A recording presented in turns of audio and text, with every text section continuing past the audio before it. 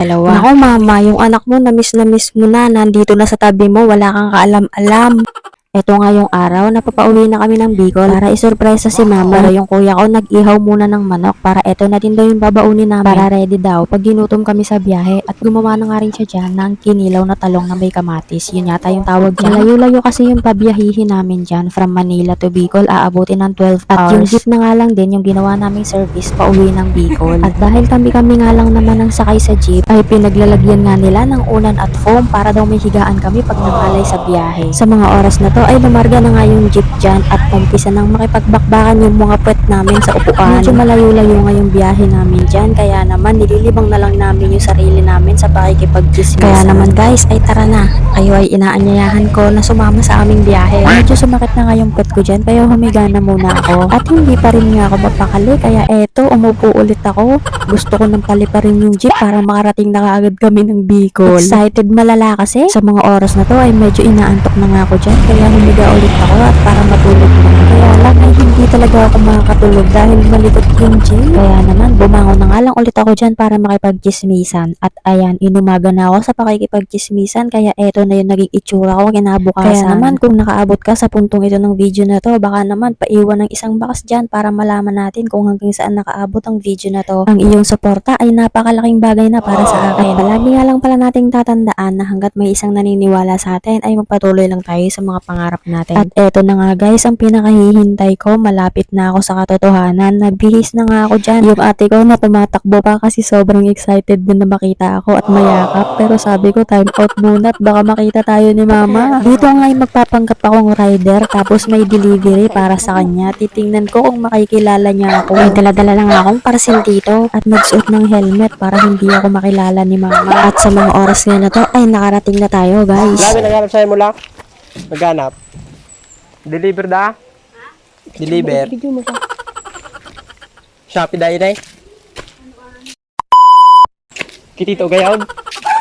Order ni Tito? Sa mga oras nga na to ay kinakabahan talaga ako dyan, pero masayang masaya ako dahil after 5 years ay nasa harapan ko na ulit ngayon si mama. Ribo?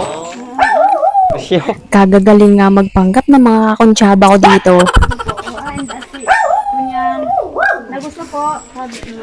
Dito nga ay pinapatuloy pa ako ni mama sa bahay. Kayo po si Florinda. May delivery po kayo. Napapakunot mo na nga lang dyan si mama dahil hindi niya alam kung bakit may deliver daw sa kanya, kaya ayan, nagtawag pa ng backup. Patingin na lang po ng ng ID niyo. Hindi nga mapakali si mama at patingin-tingin pa siya sa akin dito, kaya naman yung tawa ko dyan ay talaga namang pigil na pigil.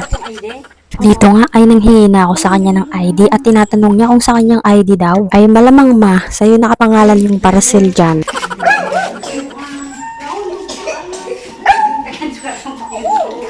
Ibig may discount? Kaya may discount? Ay ko lang, At sa part nga na to ay medyo natataranta pa si mama. Madam, tapos na. Ay, sige po. Dito na lang. Madam Moni po. At habang kinukuha ko nga yung ID ni mama ay medyo nangangatal pa ako. Ganito pala pakiramdam ng hindi expert. O, dalag ka. Nakapangalan sa iyo, ma? Iya. Hindi ko alam yung pagkaaram. Muli, baga. O, ibang tawag. Ano na lang po? Dito nga ay paniwalang-paniwala talaga si mama na isa akong delivery rider dahil ang gagaling din ng mga kakonsyaba ko dyan. Picture na lang po ako. Delivery. Kaputan mo na. At nag-request na nga lang din ako dito kunwari, napapicture na lang para sa proof na na-receive niya yung item. Opo. Picturean mo siya magkataning sindan duwa Ay, kayo dapat. po muna ako na muna, tapos ano ko na po, kaputan ko na po. Opo, pakihawak na lang po para yung kitang-kita. Ano po kaya? Ano po? Yung na yun? Katunayan po na na-receive nyo.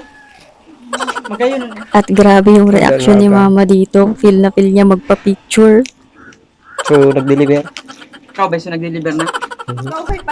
Dito nga ay kailangan naman daw nakasama yung delivery rider sa picture. Pa-picture lang kaming dalawa. Nako mama, yung anak mo na miss mo na, nandito na sa tabi mo, wala kang kaalam-alam.